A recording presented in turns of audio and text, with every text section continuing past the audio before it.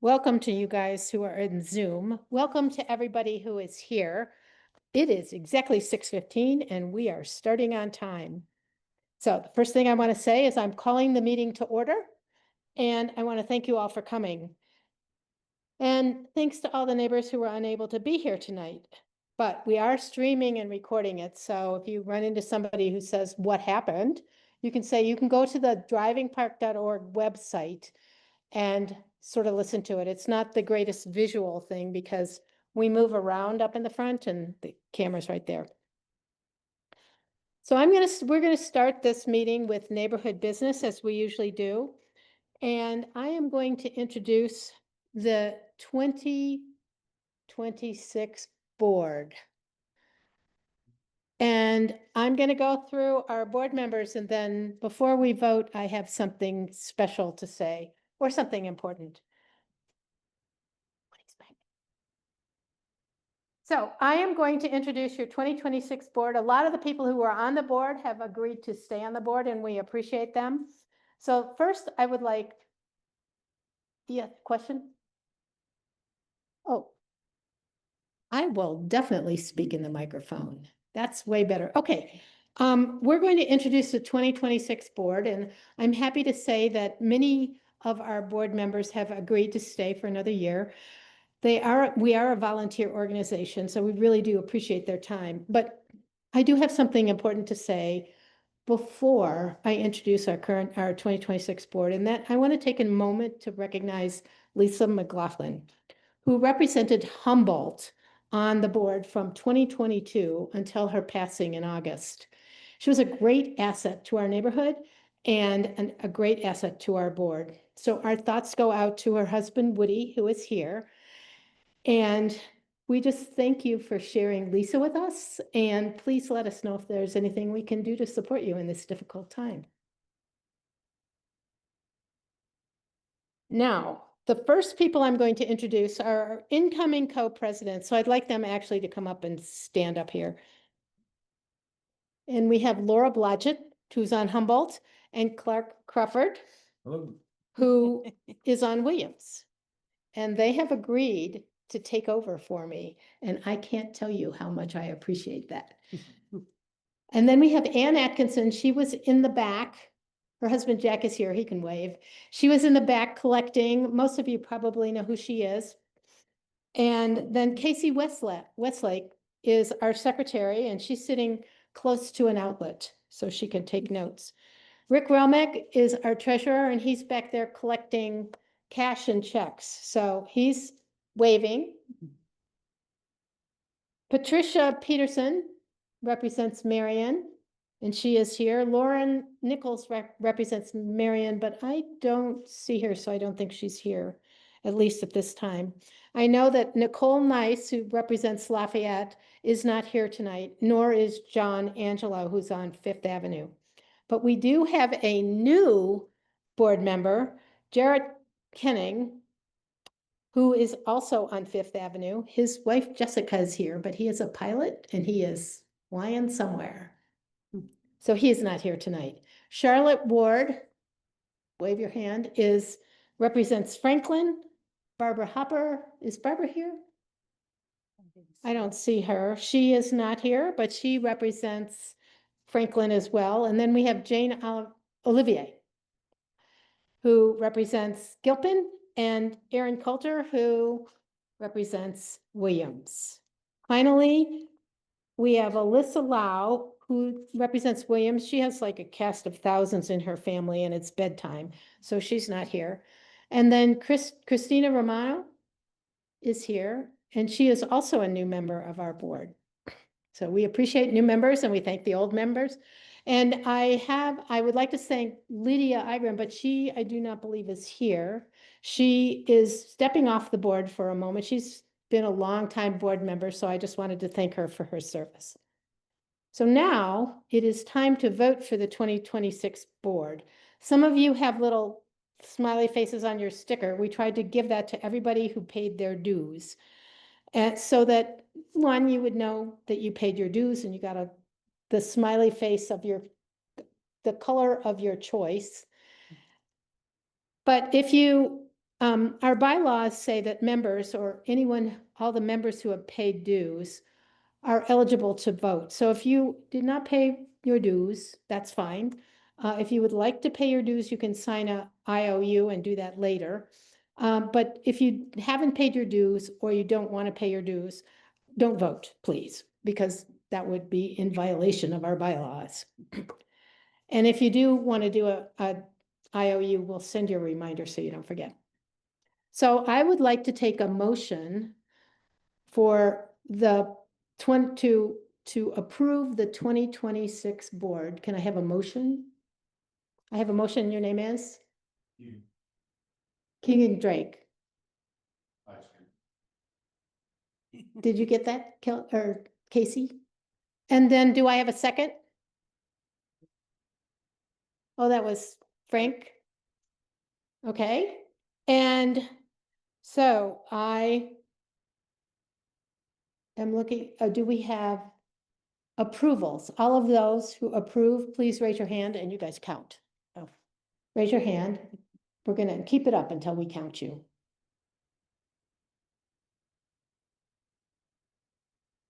You're counting?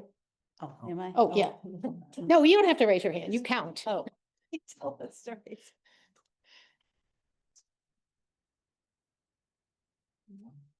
22, 23, You get rid- 23 24, and 24, 25 and 25, me, 26? 26. Okay, Yes. 26. Yeah. And do we have any no's? Do we have anybody that's abstaining?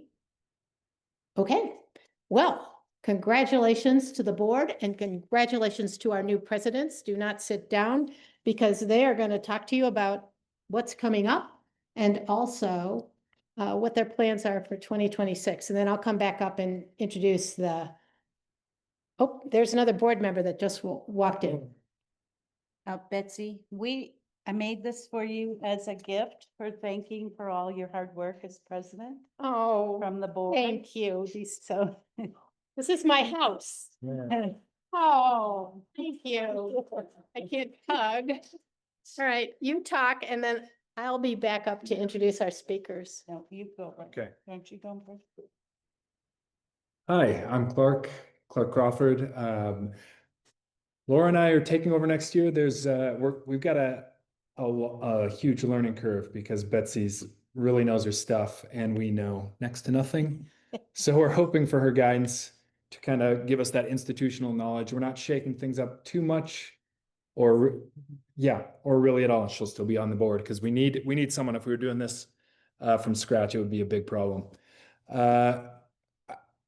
I think just some of the things we want to implement is a little more social connection throughout the neighborhood and not putting everything on the shoulder of the board. Not that we do loads and loads of work, but we want to just get people involved in small ways, even if it's an hour a year, just doing a little thing. So if you have any ideas of clubs you want to start or neighborhood things of any sort, we want to see more of that. So if you have ideas, come to us.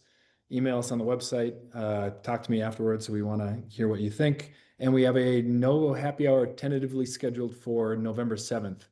We want to see people show up to that. So that's, they turn the coffee shop into a bar. We've done it a couple times now. It's a good time. We hope we get people here and we'll send out a reminder when that's locked in. Thanks. So the Fall Festival is coming up on October 18th from 3:30 to 5:30. And I could use anybody's help with that. Planning games for the kids, just decorations, shopping for food. I think instead of having the hot dog guy this year, we're gonna actually try to grill our own hot dogs to save some costs. So if anybody's interested in helping, again, you can email, if you're on the Thirsty Thursday emails, you could respond to that one if you'd like to also, to let me know, and I'll put out some other emails to remind people and see who'd like to help. And don't need to be on the board if you have ideas. A few of the other ideas I had for possible groups would maybe be a walking group or possibly maybe like a crafting group or just other things where we could get together as neighbors once a month. We do have the book club if anybody wants to join, and that's a good group of ladies, pretty consistent. And if any men want to join, it's not exclusive to women. You just be with a group of women. So anyways, if anybody has ideas, we're open to it. Like I said, we just want to try to get everybody to know each other better and to make our neighborhood more of a community. So we're opening it up for all that. That's all.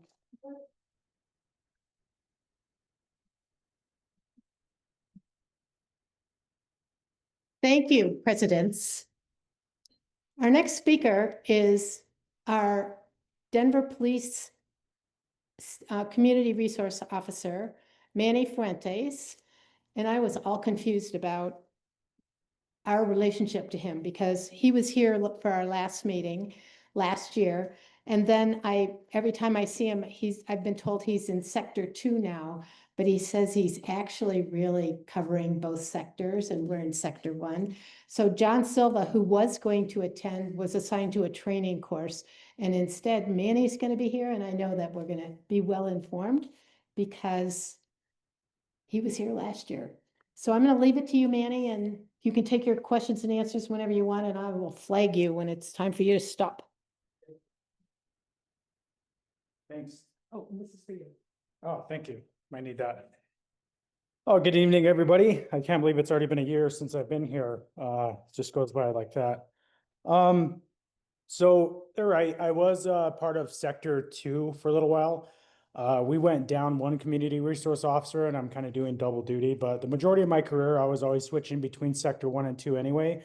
I know a lot about the city and different neighborhoods and everything. So I'd be more than happy to help wherever I can. So usually when we did this last year, we just went over the crime stats. I noticed that on this, the crime stats are also there. They might vary. I was just looking at, this was printed out just this morning. So these are the most up to date. It's pretty much the same, but a little bit variations. So they break it down into 4 categories or 3 categories: violent crime, property crime, and other crimes. Violent crime is down 57%. Property crime is down 19%. Other crimes, these are crimes against person, white collar crimes, public disorder, those are down 32%. And on the flyer, it says it's down 22%, but on my sheet, it's down 24%. So it's really good. For this neighborhood specifically, I looked up other crime stats, which we use Lumen for it. It's a different, not a different one, but it has more detail of a specific area. So we go from Marion to High 6th Avenue down to 4th Avenue. And what I was able to gather from that in the last year, so from January 1st up until now, there have been 10 theft from motor vehicles. And these are items in a vehicle where someone smashes the window, takes the items, will be classified as theft from motor vehicles. There's also been 3 burglaries into a garage and 1 that was into a home. Now, remember, this is from January 1st up until now. What I really wanted to reiterate to this community is that if you are getting out of your vehicle, just make sure that there's no display items. You might have an empty duffel bag in there, but the criminal doesn't know that there's an empty duffel bag. They might think there's $1 million in there and want to take that risk. So make sure that your cars are empty and there's nothing visible whenever you guys go inside. Doors are locked. Also for the garage burglaries, just double check if those are closed whenever you guys go to bed or anything like that. Make sure you have like a little tag or something that lets you know if the garage door is open or not. And I don't know if you guys know this, but during some of our safety walks, when Kate was a CRO here, if you guys get like a little zip tie and you know the little thing that you pull in order to release the garage door, get a little zip tie, stick it in the middle of that and just zip tie that. So what we were seeing was that criminals are getting a long wire, and what they're doing is pushing it just enough and they're fishing for that. And then they'll pull it and it releases your garage door and they're able to open it and get whatever's in there. So little things that you have here and there just to prevent that stuff. Good lighting is also really, really good. People don't like lighting. And inside the home, if you have a dog, criminals don't like to get bit by dogs. So stuff like that. Some of the events that we have 4 events next month. We're very busy. So The first one is going to be Coffee with the Cops. It's October 1st, but it's in our Laurie neighborhood, and that's going to be at the Bagel, Wood Grain Bagel at 7559 East Academy Boulevard. That's from 10 a.m. to noon. Feel free to join us. The next one that we have is going to be our CAB meeting, which is October 8th at 6 p.m., and that's at District 3. Our CAB meeting consists of all of our command staff. If you have any issues with them or what we should be doing, up-to-date information, crime stats, this is for the entire district. If you guys want a better feel or layout of the district and the way that we operate, I highly recommend coming to this, and that'll be October 8th at 6 p.m. at 1625 South University Boulevard. Next one we have is our Halloween Cookies with a Cop. For those of you that have young children or anything like that, want to decorate cookies with us, we're going to be at 2710 South Colorado Boulevard on October 23rd. And Christy, will you remind me what time that it's at? 5 to 7. So feel free to join us at Chick-fil-A for that. They're really good sponsors and partners with the Denver Police Department. So it's a really good time. Next one we have, if you want to come to the district station, we have a Halloween carnival. So we have like a bunch of things set up. Everyone comes in with their costumes. We hand out stickers and candy and everything like that. Just a good interaction with the community. If you have questions for us there, feel free to join us for that too. And that'll be October 26th from 1 p.m. to 3 p.m. at the District 3 station, which is 1625 South University Boulevard. So I know it's been a year since we've seen you guys. You might have a lot of questions. I know that we've all had a tough week this last week. But you know, if you have any questions, just feel free to let me know. Do you guys have anything for me? Any concerns? Anything you want to bring up? Twice a day walker with the dog, and I noticed that during the rush hours, 7 to 8:30 a.m., maybe starting at 3:30 to 4, the number of cars running stop signs, the number of, and I understand there's a good commercial highlighting that now bikes are allowed and motorized vehicles to go through the stop signs if it's safe.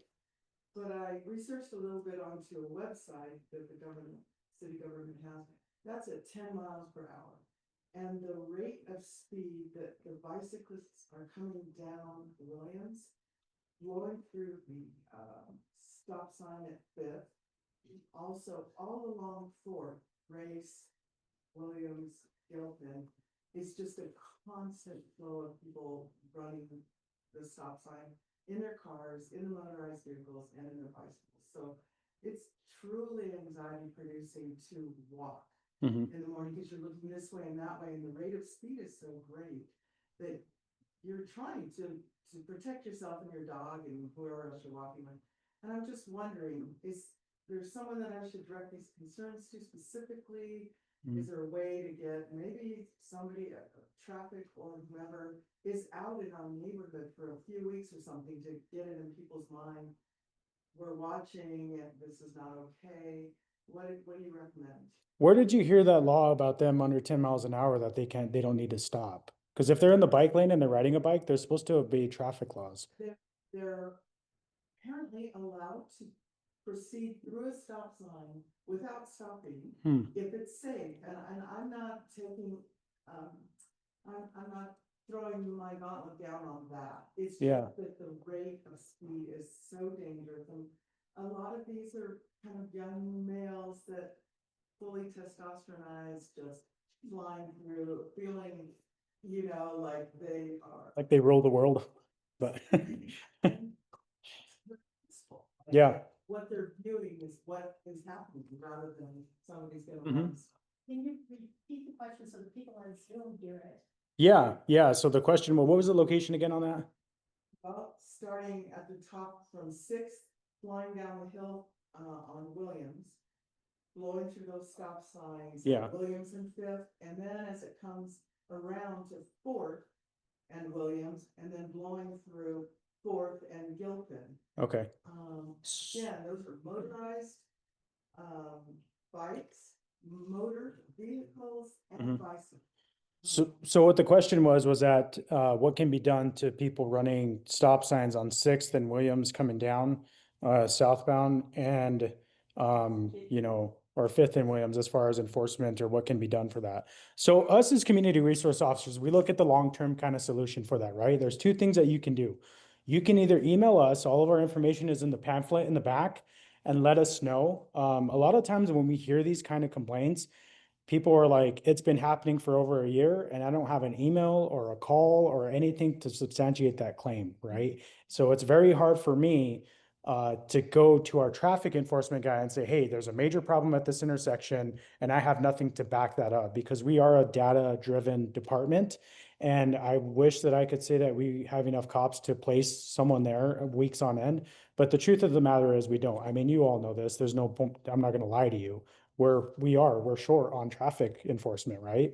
But one of the things that we are trying to do in District 3 is we just came up with another traffic enforcement officer. Now, this is one officer, and I know that this might not be person to take care of the entire thing, but at a school zone, for instance, we've been having complaints for over a year that I've been talking to them. Not saying that that's going to last that long, but I had enough emails and everything to say, hey, we need to take care of this. I got Dottie involved in order for signs and everything like that, right? But the truth of the matter is I'm not going to know about it unless we communicate and I know about that for how long it's been going on. In other words, let's make our voices heard and make sure that I know about it, either AJ knows about it or John Silva knows about it. So that way we can have that connection with the traffic unit or our traffic guy that works for us in District 3. We can set up stuff like speed signs. Speed signs, you might not think it's a lot, but what it does, it helps us tremendously. What that electronic speed sign does is it gathers all that information and data. So that way we could send it over to the traffic unit if the speeding is above the 80th percentile. A lot of times it's not, but sometimes when it does, it's something that we take up to the traffic unit and they send guys out there for dates, times, locations, anything like that. So, but we first have to start out with contacting us first. People don't want to call 911 because they think that they're bothering us. The community resource officers are there for that. Let us know. Call it in if you feel like you must, but shoot us an email, give us a call. Our office phone numbers and everything are there. Okay. Can you clarify the number, call or something like that? The number that's on the sheet. If you feel like you need to call it in for like it's getting egregiously dangerous and you want a police officer response from a patrolman, then it'll be the non-emergent line. And that'll be 720-913-2000. Make sure that you say yes to call or contact. So that way when an officer gets there, they can know who to contact and who they're looking for and how to best do that. If you feel like you weren't called back or anything like that, or if you feel like you didn't want to call the non-emergent line, shoot us an email and let us know about it. Say, hey, Officer Fuentes, on this date and time and location, I observed 2 people running the stop sign there. And then that tallies and starts building that paper trail. So that way we can get those resources. No, so Christy and I brought a bunch of flyers for programs and everything, and our contact information is on the District 3 trifold. Yeah. Something that is, we have a website, drivingpark.org. And if you go there, under resources, all of that information is also listed. So if you lose the paper, you can always go back to the web. Sir? Comment on hers and then segue into the second one. He's referring to a Colorado state law, safety stop that they passed for cyclists in the last couple of years. It does say under 10 miles an hour in a safe situation, a cyclist, and the street that extends to scooters and e-bikes as well, can treat a stop sign as a yield sign legally. The concern that I have for your thoughtful fix, I think signs help. I think speed signs in particular are a reminder that you're going too fast. The data gathered from that speed sign, although a bicycle will trigger it, I am a casual cyclist and I'm out of testosterone, so that's not an issue. As a casual, like your cycle will trigger it, but you're not going to be over the 80th percentile of what is the street speed limit, which is obviously higher than 10 miles an hour. Mm-hmm. On that segue, I have genuine concern as to what issues can or are being done regarding the noise and speed risk of the drag racing that occurs on both sides of our neighborhood, down 6th and up Spear and vice versa, every evening that's not only bothersome if you're within a block of it, but particularly if you're trying to walk like or patronage any of the businesses on Sixth Avenue. If you're not racing into a cars, which is just not a good thing. Yeah, that's definitely testosterone driven. So, he was just asking what about the speed racing that's going on in the neighborhood and what can be done about that. Is that correct, sir? So speed racing is a pain. It's a pain in the butt. Let me tell you, that's one of the biggest things I hate. Because we can't chase vehicles. I wish we could, I would still be on the street if we could chase vehicles, all right? I'd be having all my fun. But the truth of the matter is it does cause a risk for that, right? Cause a risk for the citizens, but how many times are we gonna complain about street racers until, somebody actually does get hurt, right? There's two things that we can do, okay? For the noise isn't one thing. You have to have a decibel meter from 11 PM to 6 AM. Can't be above 55 decibels. There's not a cop in the city that has a decibel meter. All right. It's all with Dottie or the other departments, right? What we can do is if someone's revving their engine, if someone's going out, call it in, right? And then what we absolutely need from the community is follow up. That's what the community resource officers are for, because we want to know what's going on in that neighborhood. Even if you call one time and just shoot me a quick email, say, hey, I called at this location. This is the time. I can get you a CAD number, which is our assigned number that we have for the call outs. And then I can start telling that, right? And I can say, look, so-and-so called in this date. The other person called in this date. For over a month, I've had 10 calls in this area for this time and this location. And then I can bring that to my lieutenant.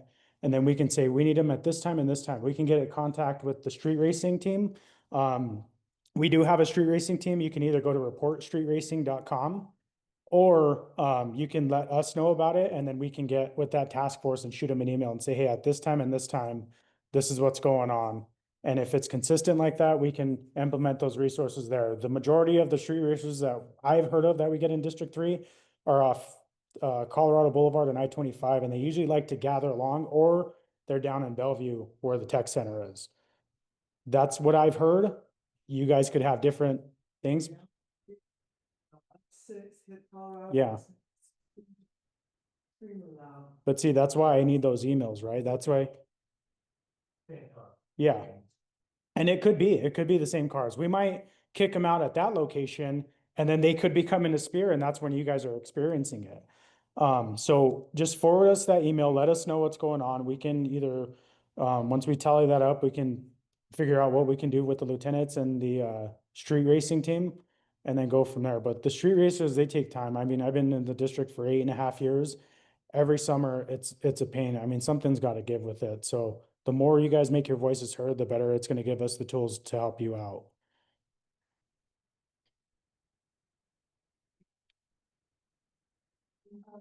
I live on Franklin and Sixth, and I emailed you guys a lot.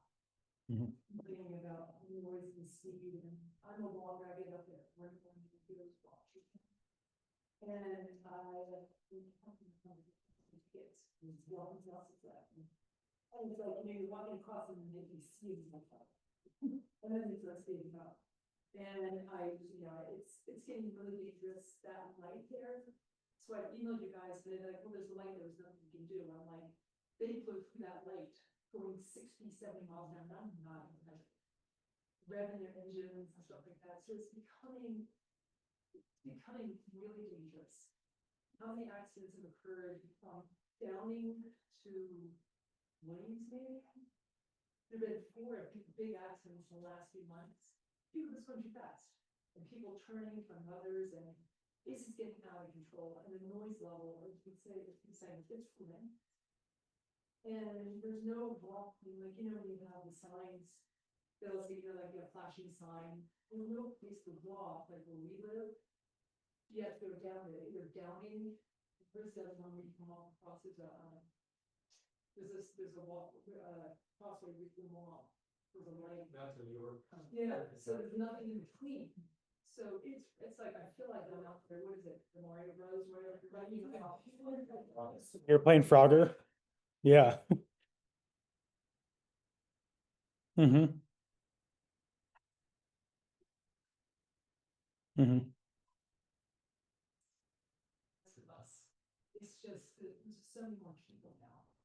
Yeah. You guys, I'll be happy. Who are you calling? Just out of curiosity, who are you? What email though? Because there's three of us. There's direct emails to me, direct emails to AJ Pacheco, and direct emails to John Silva. Okay. Has it?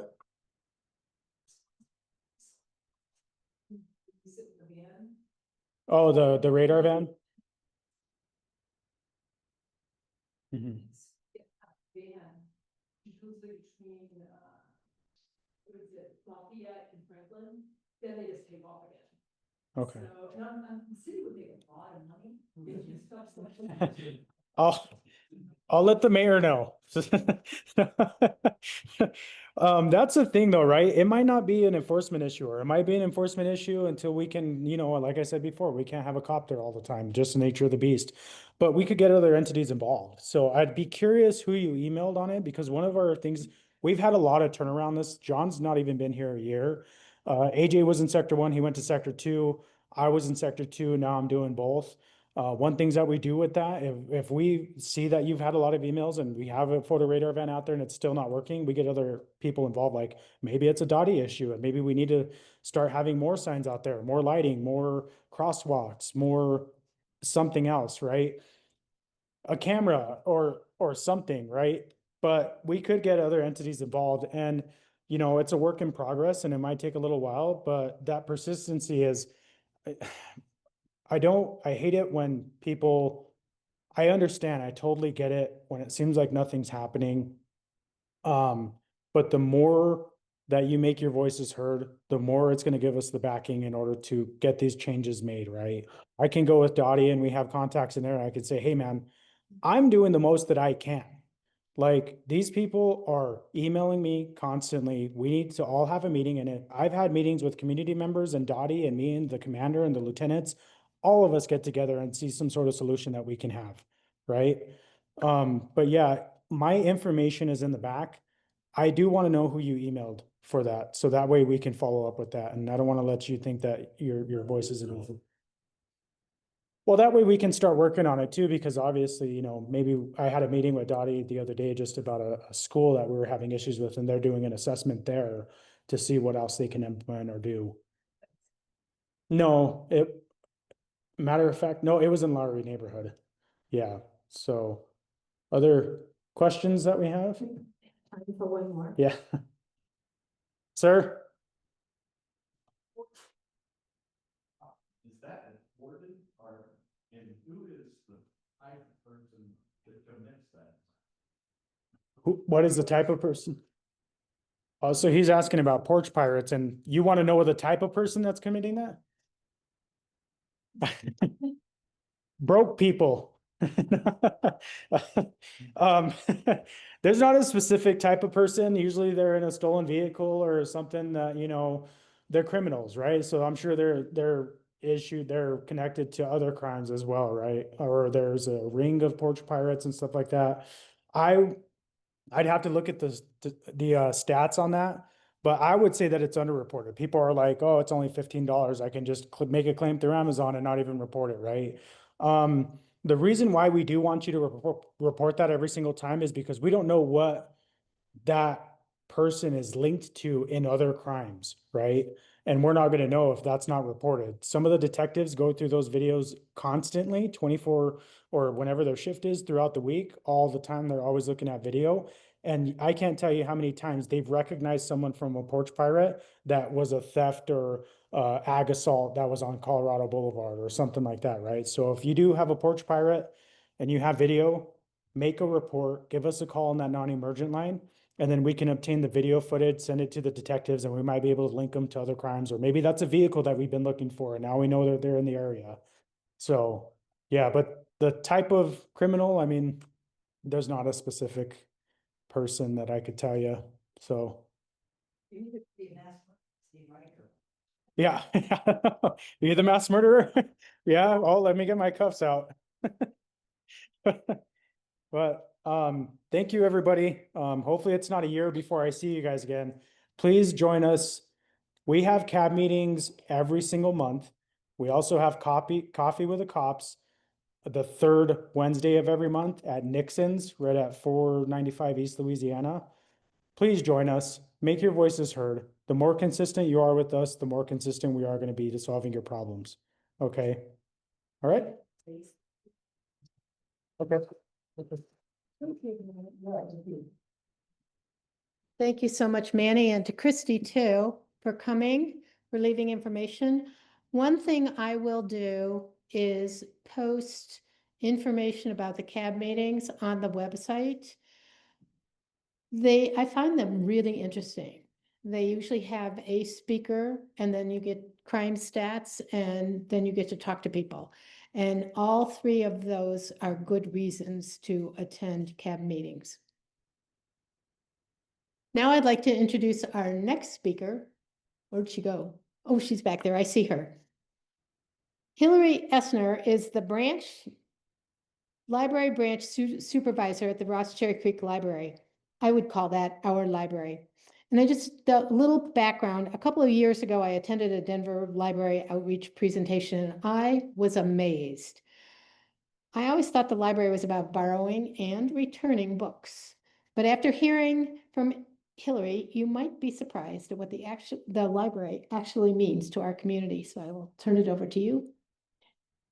And I have a bottle of water for you, but you have your own brown. Okay. Oh, thank you. This one is his. That one's me. Hi, everyone. I'm so delighted to be here. I don't believe I've spoken to your group before. I'm Hillary Essner. I've been with Denver Public Library since 2005, so I just passed 20 years, which is blows my mind. But that's how it goes. So I've been at Cherry Creek for about 6 years. And before that, I was mostly at the Central Library in reference services. So I do like to really nerd out on any of that research stuff still. So Betsy invited me to just talk a little bit about what's going on with the library and, of course, answer any questions you have. So you all are in kind of a cool spot, just in terms of having access to a lot of library branches. So I'm kind of curious. I hope that you think of Ross Cherry Creek as your library, but I know you've also got Ross Broadway, you've got Eugene Field, you've got the newly renovated Central Library, which is amazing if you haven't been yet. So I'm gonna give you my little plug for Ross Cherry Creek. So we're at 3rd in Milwaukee. I know many of you may be thinking, but the parking. We hear that a lot. It is a little bit challenging, especially as Cherry Creek is trying more and more to be another downtown. And it becomes more and more like you have to kind of think about it as going to downtown. But you do have options. So we do have a small parking lot that's on the north and west sides of our library. It is paid parking just because otherwise we would never get a spot ever if we tried to have free parking right there. So it is paid parking, but if you don't want to do that, you also have options. Because we're right on the north edge of the retail area, starting just north of us, there's free 2-hour parking. And I always tell people, please pay very careful attention to the signs because there is resident permit parking only spaces there as well, and street sweeping and all of that. And I get very sad when people get parking tickets coming to the library. So pay attention to that, but there is free 2-hour parking. I can usually get a spot within like a block or two. If that still doesn't work for you, if mobility is a concern, or if it's winter and it's icy, we are still offering curbside holds pickup. So we started doing that as a, COVID precaution, but we're still doing it. You can pull up right up to our staff door behind the building and give us a call and we'll bring your stuff out to you. So please don't hesitate to use that service. We're happy to do it. So setting that aside, parking is no longer an excuse. You have to come to our library.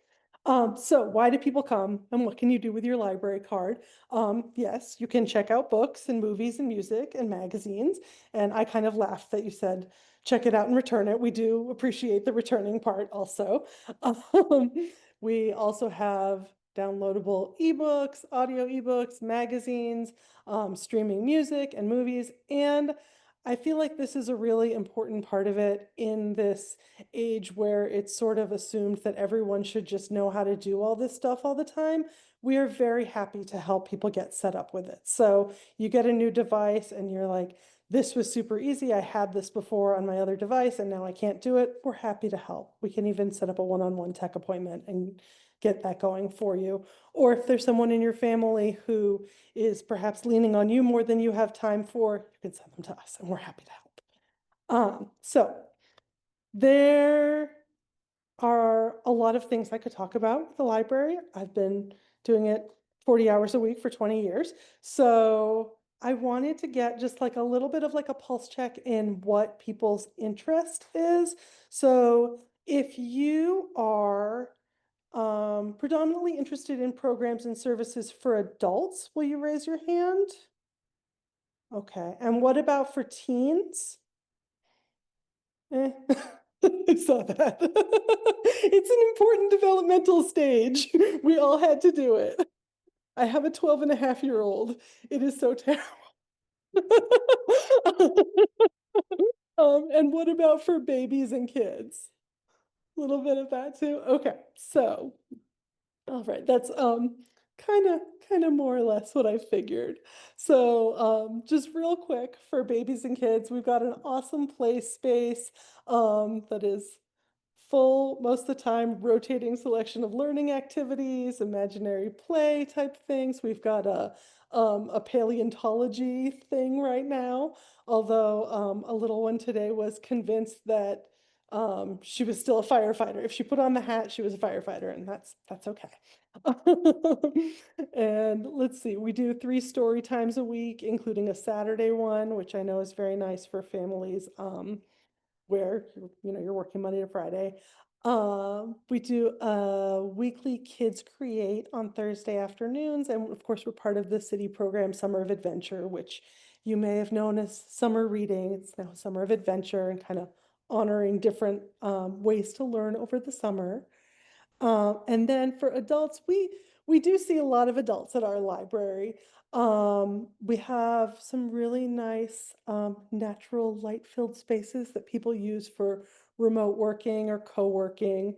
We actually, I'm sorry, was it Laura who was mentioning crafting? We do a monthly adult craft program, which has been really fun. We also do a monthly meditation program. We have a couple of presenters coming up that are kind of one-off ones that I'm excited about. We have Jill Weishart, whose organization is called Exit Elegantly. She's coming to do a program on advanced directives that I think is going to be great and really useful. And then on November 12th, we're doing a sound bath meditation program. So Courtney Besser from Intune Wellness is going to come, and I don't know if she's doing chimes or gongs or singing bowls, but I think it's going to be very cool and unique. So I hope you'll be able to check that out. Yeah, and then of course we're also part of citywide programs. Has anyone heard of One Book, One Denver? We just brought it back this year after 11 years, and we're encouraging people across the city to read the memoir Stay True by Hua Shu. He's a Taiwanese immigrant, and it's about his college years in the 90s, and there's a lot about music and mixtapes and stuff from that time, which, yeah, it's just kind of bringing people together to talk about that. So let's see, I'm seeing how I'm doing on time. Yeah, I'm doing okay. All right. So I'll get this out of the way. So you may or may not have seen stuff about the city's budget issues, which are no joke. The library is an independent agency of the city and county, so we're affected by that shortfall. We were very fortunate, in my opinion, to avoid any layoffs, but we've eliminated vacant positions, and we're all taking at least 2 furlough days this year. So the library announced a couple of weeks ago that we are going to be taking 4 branches offline by the end of the year. And those are for planned renovations, but also incorporating some cost savings. They're going to be redeploying people from those branches to the other branches, which is going to help us continue to provide the level of service that we would like to those locations. So is anyone a Ross Broadway or a Eugene Field customer? Look, Eugene Field, yeah. So Eugene Field is going to be affected by it. I've got the dates. And I have information on the renovations that they're doing too, if you're interested in that. But yeah, Eugene Field is going to be going offline on November 26th, so just before Thanksgiving. And Ross Broadway is going to on November 1st. And also Hamden and University Hills, but I don't think that's going to affect you all as much. Anyway, so I wanted to put that out there. We hopefully will be welcoming some staff from those locations. And we're currently Monday to Saturday, but we are going to be adding Sundays during that time, which hopefully will help with the parking also because the meters will be free. Yeah, so we're gonna kind of all be pitching in to get through that time, and those branches will be fabulous afterwards. This closed indefinitely or TBD? They haven't given a date. I mean, they were going to be having renovations anyway. So like Ross Broadway, I don't believe is closing early. Eugene Field is closing early. I don't know the exact timeline on the renovations, but it's not going to turn out to be forever. Like these are for specific bond funded renovations that are going to happen, but I don't know the exact timeline. So I wanted to put that out there. A question that I get sometimes is, what can we do to support the library? I always feel like the number one thing is just using it. I mean, we count those stats and we're proud of how many people we serve and how much information we circulate, the number of questions we answer. So use us, whether that's using the website or coming to see us or using our 24/7 Ask Us reference service, which is actually staffed by real professional librarians 24 hours a day and is not AI.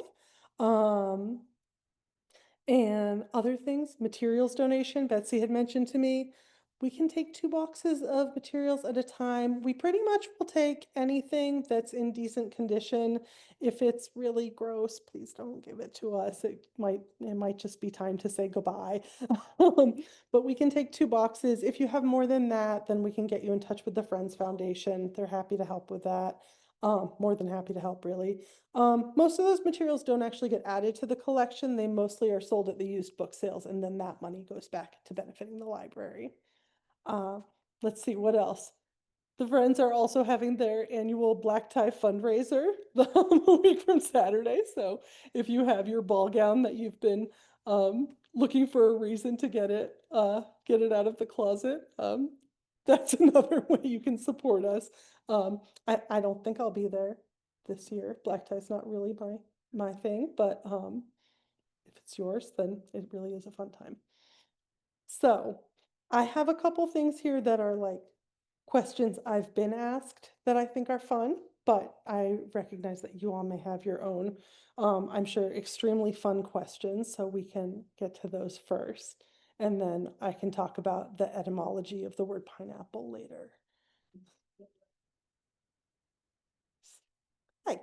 Can you explain about some of the equipment and different project work you can do at some of the Ooh, that's a great question. Yeah, so Laura is asking about what equipment and projects can be done at different libraries.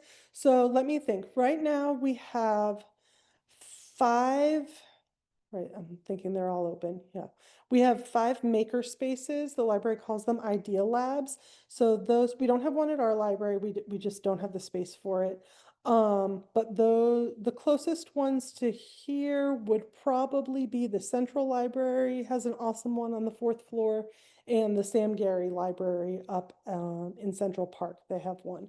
So if you go to our website and you go to denverlibrary.org/ideal lab, you'll see really spelled out kind of line by line what the different ones have. But it's things like 3D printers, Crickets, which if you're not familiar, they're, you can use them to make like stencils or stickers, things like that. What else? The Gonzalez Library, their focus is on textiles and they have all this stuff for weaving and sewing and embroidering and things like that. So they kind of have their different specialties based on what people requested, but it's very neat. For a while Cherry Creek was closed, I was actually managing the library up in Montbello, and they have one there as well. It's really fun, packed with kids every afternoon, but very fun. Yes. Oh, that's a great question. So the Denver Tool Library is its own organization. It is over on the west side. I want to say at about Fifth and Santa Fe. I think I'm pretty close on that. We have a partnership with them where they have given the library a couple of passes that you can reserve through our website. So sometimes people are a little confused by that and think that they can walk into the library and we will check out a hammer for them. And it's not quite like that. You would reserve the tool library pass. And then once you get that, I believe you have it for a week. And then you can go, and they have amazing stuff. I mean, they have any kind of lawn care or building or ladders or things like that. So that's a really nice connection. The Library of Things also is where you would find things like museum passes if you've ever reserved, if you've ever done that through the library. So there's a bunch of different libraries that we have partnerships with through that. Museum of Nature and Science, Museum of Contemporary Art. Trying to remember which else. There's a few. Molly Brown House. Yeah, anyway, check that out. Hey. I think the library is great. It's a real addition to I'm wondering, it almost always has the book that I'm looking for, but every now and then I'll be looking for a book through the library and it's not there. So I'm just curious, what's the process to request that the library get a book, or is there? I feel like, so the question is that the library is amazing, and and what do we do if we're looking for a book and we don't have it? I feel like you're like a plant. So I can be like, well, what we do? We're part of a consortium that's across Colorado and also includes the University of Wyoming. That's called Prospector. It's supposed to be like prospecting for gold, which is kind of cutesy. But we can usually get materials from other library systems within about 2 weeks. So if there's something that you're looking for that we don't have, that's where we're always going to go first. It's pretty amazing. It includes a lot of academic libraries as well. So if you're looking for things like from a university press that might be kind of beyond the scope of what we usually would have at the public library, we can often get you things that way. If we can't find it in Colorado, then we're going to go to interlibrary loan and start looking for it nationally or internationally. We do not charge for interlibrary loan. Sometimes other libraries want to charge us for things, but we'll always, and we pass that on to the requester, but we'll always ask, like, we can't find a free lender. Are you willing to pay $5 for it or whatever it is? And you can say yes or no. We also can get articles that way if they're not from periodicals that we have access to. So we do have some power users who dig pretty deep with what we can get that way. Yeah. Oh, yeah. So right now we're open Monday through Saturday. Monday through Thursday is 10 to 6. Friday and Saturday is 10 to 5. I feel like I'm getting ahead of myself. Sundays, I think will be 10 to 5, but I honestly am not actually quite sure when that's going to start. I'm thinking January, but I don't know. So for now, don't come on Sundays. Yeah, we're Sure. gonna answer something quick, 60 seconds. Yeah. We're glad to have you back. We missed you when it was closed. Yeah. Is there any plans that we should know? I have, we've got these other closures. Is the schedule to keep the library for the foreseeable future? For Ross Cherry Creek, you mean? So the question is, I know.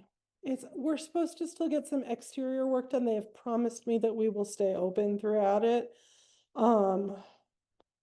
That's the best that I've got, but I'm certainly not looking at anything like going offline or anything like that. But if you look, there's still some stuff on the outside. I don't want to end on like that it looks terrible, but there's some stuff that's, I'm sure our Cherry Creek North neighbors wouldn't mind if we, buffed it up a little bit. Yeah. Got a little work done. Yeah, but that's just exterior stuff, nothing major. Yeah. When colonists first saw pineapples, they thought that they looked like pine cones. The word for pine cone used to be pineapple, so that's why we call them pineapples. Thank you all so much for your time. Oh, well, I'm delighted to be here. Thanks for. Oh, you're welcome. Did you learn something new? Okay, good. Our final speaker tonight is not someone, she's whatever I was gonna say, I forgot, but we know her because she has been here before. And in fact, last year, when I introduced Amanda Sawyer, I told you she was an attorney, an MBA, a mom of 3 daughters, and she has represented District 5 on City Council since 2019. She's still doing all those things, and she's still our District 5 council representative. So let's welcome her up to speak.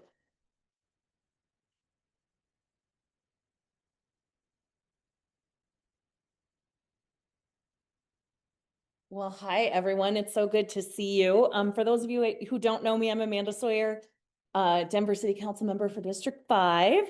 Did everyone get an opportunity to get a presentation? Connor in the back has some. If you don't have one and if you don't want it, you don't have to take one. But we try and make sure that we bring them for everyone, just to kind of give you an idea of what we've been up to over the last year at Denver City Council.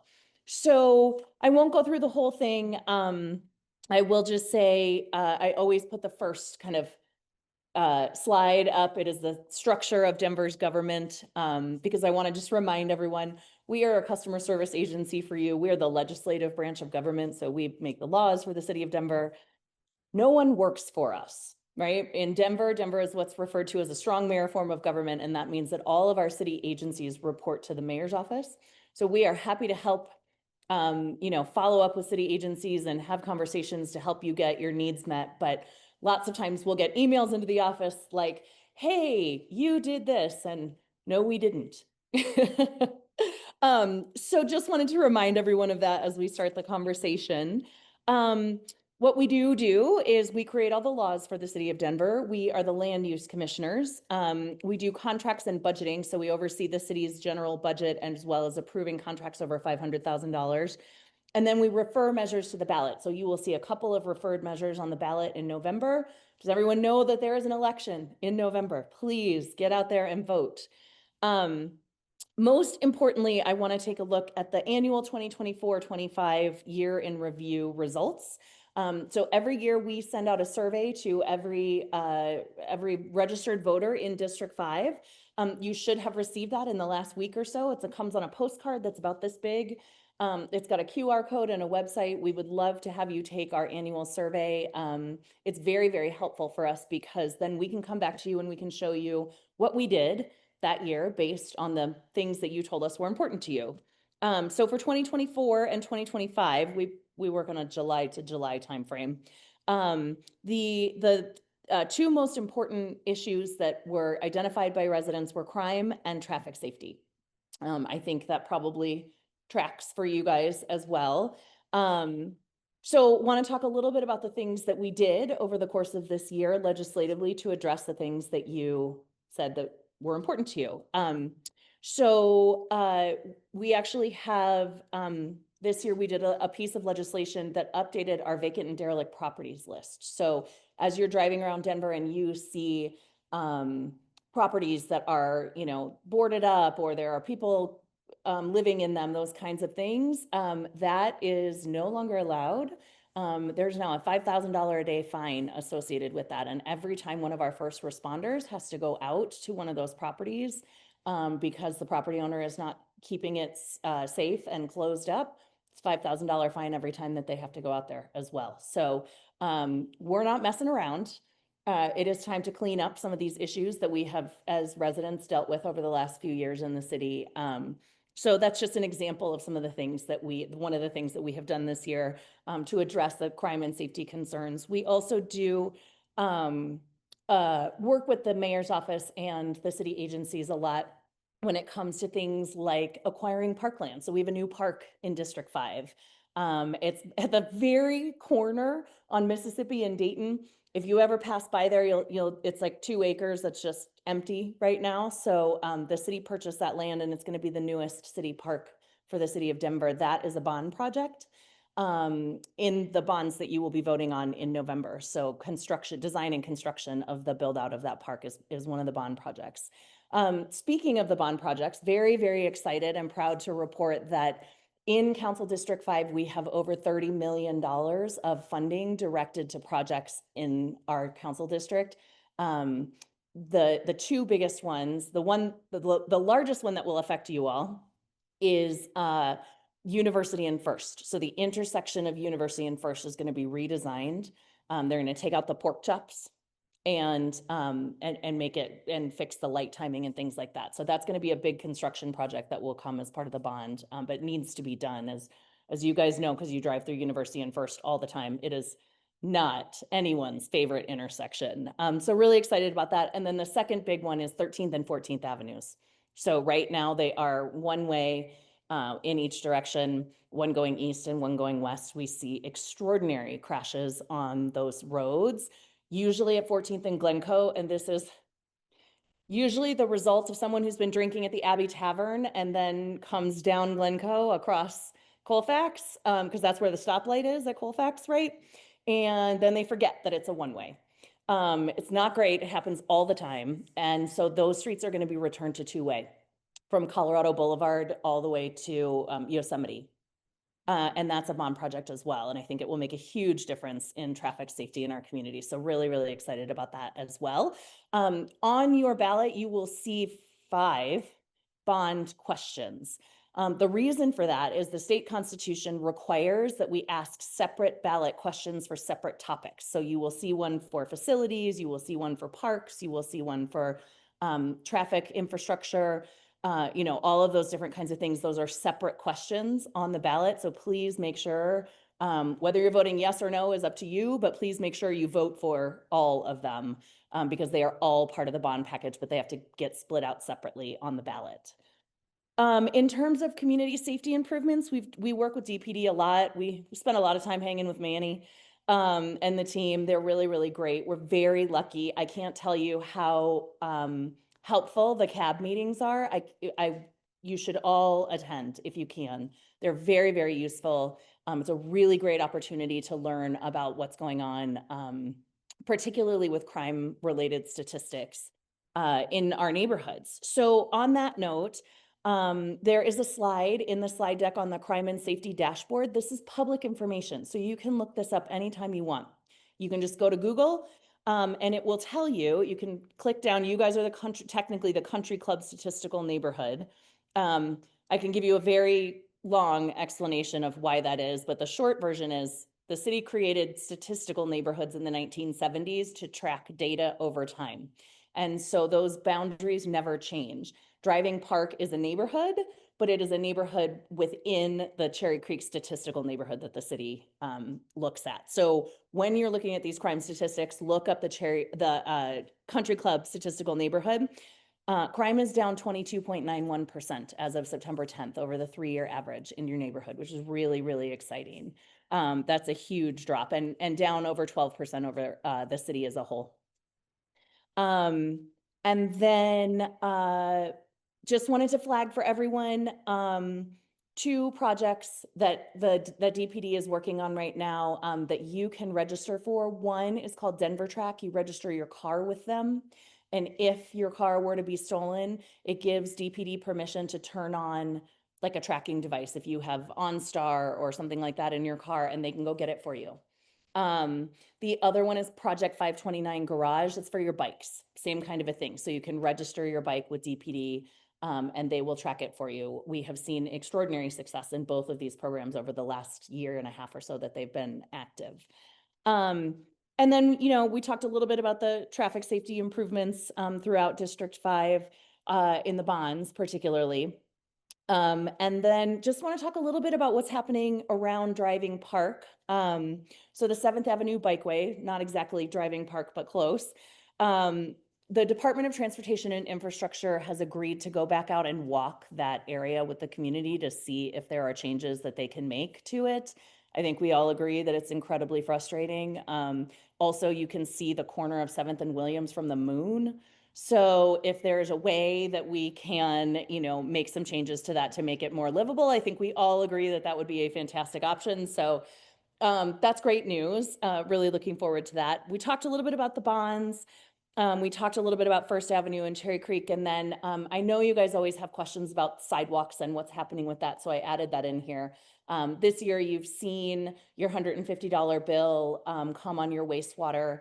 That is $150 per household unless you're the Denver Country Club and you have, you know, thousands upon thousands of frontage feet. It's $150 for you. So, so we've contracted with HNTB. They're an engineering firm, a huge international engineering firm. They are in the process of doing an asset scan of the entire city. So every foot of the entire city, they are looking at to determine what sidewalks are missing, what sidewalks need to be fixed, what sidewalks need to be, you know, moved, all of those different kinds of things. And then we have 2 contracts with actual contractors who are going to do the construction. This is a process that is going to take a decade or more. So just know that as you report issues with sidewalks, if they are not fixed quickly, it's because we're in the process of building out this sidewalk program and it's going to take a long time to get it done. But when it is done, there will be sidewalks everywhere. Yeah, I will answer questions at the end. So I always get questions and so appreciate this. How can you help? Right? You guys are already doing it because you're here. Participate in your neighborhood, engage in your neighborhood, go to the DPD cab meetings, you know, join your neighborhood organization, get to know your neighbors. Simple things like, if you know your neighbors in the mountains for the weekend, bring in their trash cans for them. That is a signal. When you leave trash cans out like that, that's a signal to someone who might be casing the neighborhood that that person's not home. So help your neighbors out. If there's a package on their porch and it's 10 o'clock in the morning and you know that they are not going to get home from work until 7 o'clock at night, pick up the package. Simple things, right? We got out of the habit of like doing these things during COVID. And I think it's really valuable to get back in the habit of doing those things. Please slow down. And please stop at the stop signs. I can't believe I actually, as an almost 50-year-old woman, have to stand up here and say this to you. Please stop at the stop signs. There is no one who, as you drive up to a stop sign, can make the decision for you, brake or gas. Only you can do that. And there just simply is no way that we have enough police officers to staff every 4-way stop or 2-way stop in Denver, right? We need your help with these kinds of things. You've got to take on the responsibility for that kind of stuff. And then we have a slide on reporting information that we always like to share with everyone because we get a lot of questions in our office. When do we call 911? When do we call 311? You know, what does this look like? So as a general rule, call 911 when there is a crime in progress.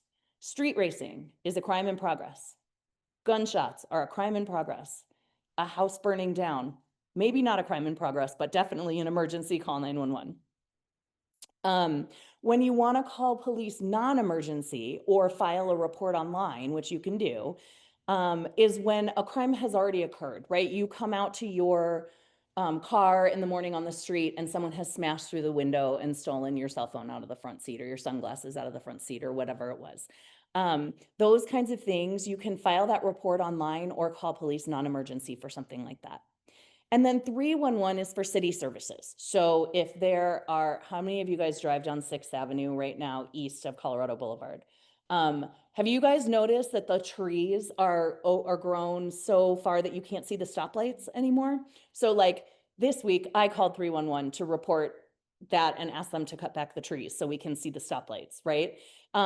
So those are the kinds of things. If you want to trade out your trash can for a smaller size or a larger size, if you want to report a pothole, any of those kinds of things, those are all city services. And so please call 311 for that. And then I always say, so there's a slide in here, we call it 311 Thursdays. We just ask our residents every Thursday, call something in. When Manny was standing up here and he was talking to you and he was saying, you know, it helps us every time you report something, it helps us get that data. There's a reason for that. The city staff looks at that 311 data and that's how they decide whether it's a real problem or a one-off, right? And if it's a real problem, they will dedicate resources and staff time and all the things to fix it. If it looks like it's just a one-off, they won't. So we try and ask everyone, please call in every Thursday, call in something that drives you crazy. And so that we can make sure that there's a record of it so that when our staff goes through, they can see, oh, this is a problem because we've gotten 6 different calls on this, on the trees on 6th Avenue that are blocking our streetlights, right? And then finally, and for us, just very, very important, because as you can see, we actually read your responses and respond accordingly. Take our annual survey. There's a link here. We will send out a number of newsletters, and of course you can always find it on our social media, but it's really, really helpful for us so that we know what our residents are thinking and sort of the general consensus about the concerns that you all want us to be advocating for you in the council office. And then finally, there is contact information. Please don't hesitate to reach out. Chances are good you are gonna get in touch with Connor in the back. So please don't hesitate to reach out to us. Like I said, one of the main things that we do is function as a customer service agency. And so we are here to help support you. And I know that there are always lots of questions. So I went through that really fast so that we could do questions. And I have one right here to start with. Mm-hmm. I know there are some areas of the city that absolutely have no sidewalks to begin. That's would be at the top of the list. I don't know. Yeah, so the question for everyone was, how are the sidewalks going to be prioritized? And the answer is, I don't know. The asset scan that HNTB is doing is going to take a year for them to get done, and it's only been about 4 months now since we approved the contract. So that's what they do, right, as an engineering firm, an infrastructure engineering firm, and so they will determine what that prioritization looks like and let us know. It's just, we're just in the sort of middle of the process right now. Yeah, but great question. In the black, in the back.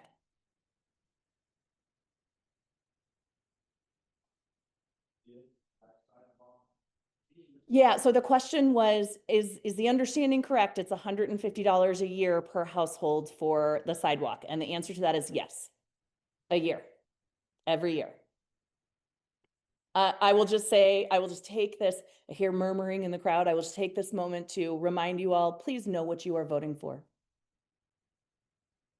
Yeah, yep.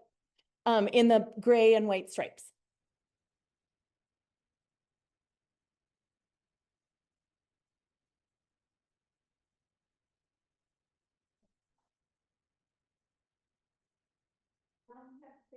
All these people who are taking care. And we believe this is very, very unfair.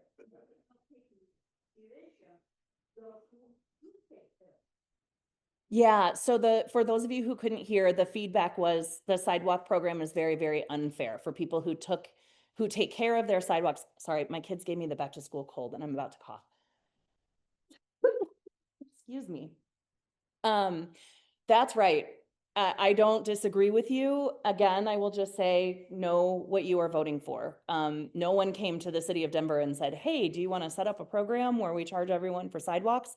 It was put on the ballot by an activist group and the voters voted for it. And so now we are legally bound to implement it. And so I hear you, I feel for you, know what you are voting for. All the way in the back with your hand up, yeah.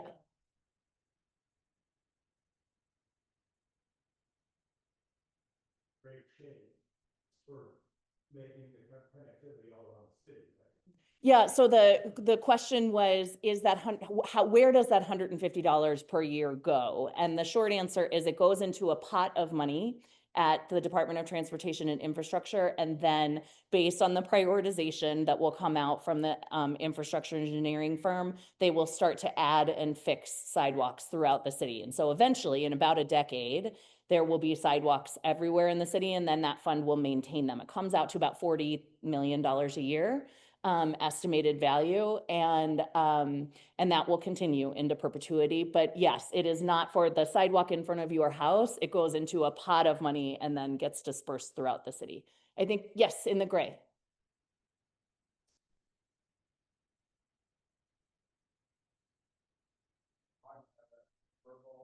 Excuse me, but your idea with the vacant properties, we can generate more income, revenue by enforcing some laws that we have on the books. And it would be great to enhance not only our revenue, but our quality of life. Like speeding on Sixth Avenue, like speeding on Spear. Like, I'm sure the DUI patrol on Sixth Avenue at 2:30 in the morning with the speed down Sixth Avenue at 75 miles an hour would be a huge revenue. And if they say they don't have enough police officers, if they pay their salaries 10 times over, if we just set up a treason speed trap and stop these guys from speeding constantly from 2 o'clock to 4 o'clock in the morning, almost every time. Wait, hold on 1 second. I just want to catch the people up online so that, because they can't hear you. So give me 1 second and then I will come back to you for a second comment. So the first comment was, it seems like a great idea for us to be enforcing the laws that we already have in order to ensure that we are closing our budget gap as well as we possibly can. That is absolutely 100% true. And actually the mayor released his proposed budget this year. And it includes about $5 million of additional revenue in the projections. And that $5 million comes from exactly that. Yep.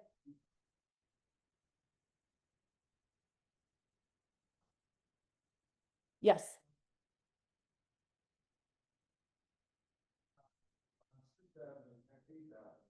Because people who want to get in and out of the city quickly will not go on 13th and 14th. They'll just drop on down to 6th and 8th and haul ass through that town like they even more now.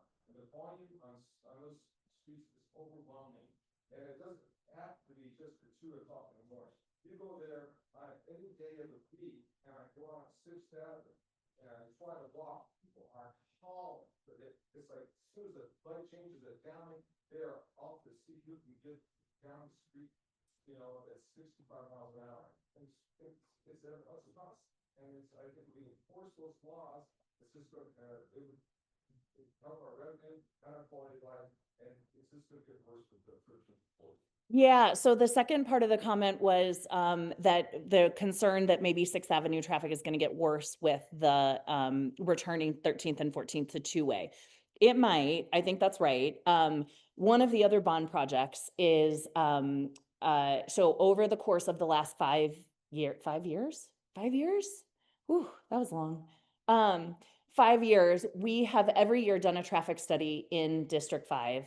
We have done 6th Avenue, we have done 8th Avenue. We work with a traffic engineering firm called Fair and Pierce. And they have, you can see all of this on our District 5 website if you want to go check out what all the different proposals are.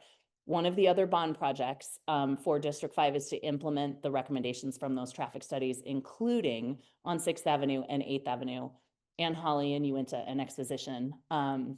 To implement some of those traffic calming measures. Yes. To emphasize his point on the version of the 13th, 14th traffic to 6th and 8th, that includes the diversion of emergency vehicles and delivery vehicles, feeding the stores in Cherry Creek and the surrounding areas of Denver.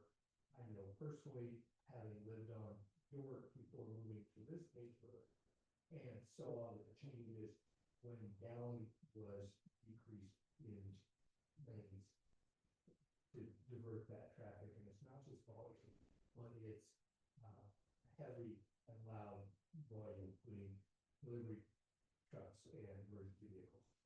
Yeah, so for those of you watching at home, the feedback was concern about delivery trucks and emergency vehicles. There are specific roads that are where those delivery trucks and emergency vehicles are allowed to go. Sixth Avenue is already one of those. And it has to do with the size and the volume and a lot of different things. Monaco is also one, Colorado Boulevard. So there are a number of them. That will not change. 13th and 14th are not access points for emergency vehicles in the same way that Sixth Avenue already is. Yeah. Yes, in the black, in the back. Oh, last question. I'm getting the hook.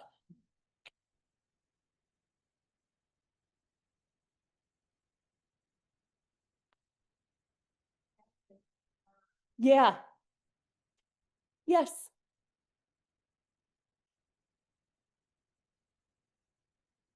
Yeah, no, they're coming back. And so what they want to do is they want to, you know how on the north side of that building, they have like a mechanic area where they work on cars. So they want to change that up so that they utilize the whole strip of land a little bit better and open up the retail space a little bit. So that's what they're going to do. They are in the process of site planning with community planning and development right now, and that takes a little while. And so that's, you know, why you've only seen kind of the, what's the containers? What are they called? The giant containers. Dumpsters, thank you. The dumpsters out front to kind of clean up everything from the actual fire. But then they will rebuild in a larger, and so the retail area will be larger in scope, but they're coming back.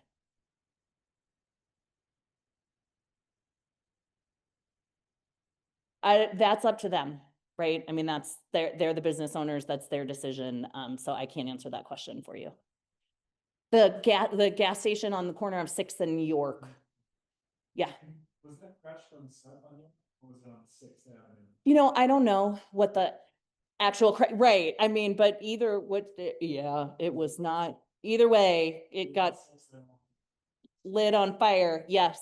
And we have actually worked with the neighbors who live right there who have some real concerns and should about that. And so, you know, Dottie is working with them and there are some, they're in conversation now. So that's real. But yes, they're coming back.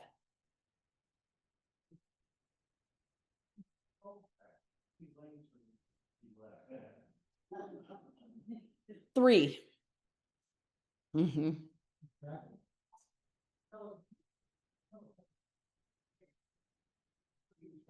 So the question was Colfax, right? With the BRT going in and how many lanes that will be. And then there are some places where you can turn. So that's that third lane, right? Yep. Yeah. I mean, I'm not going to stand here and tell you it's a great idea. Again, see slide 2. No one works for city council. That was a decision that was made by the mayor's office in 2015 and is being implemented 10 years later. Yeah. Yeah, thanks you guys. It was great to see you all.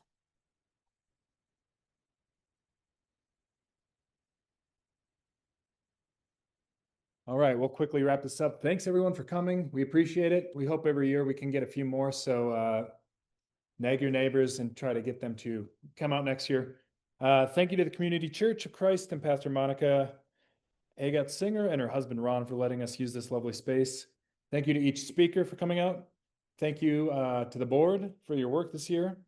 Watch to follow up emails with details about neighborhood watch training options. Please share this information with your neighbors and let them know that the video of the meeting will be available on the website next week. We will be sending up a follow-up email once the video is available.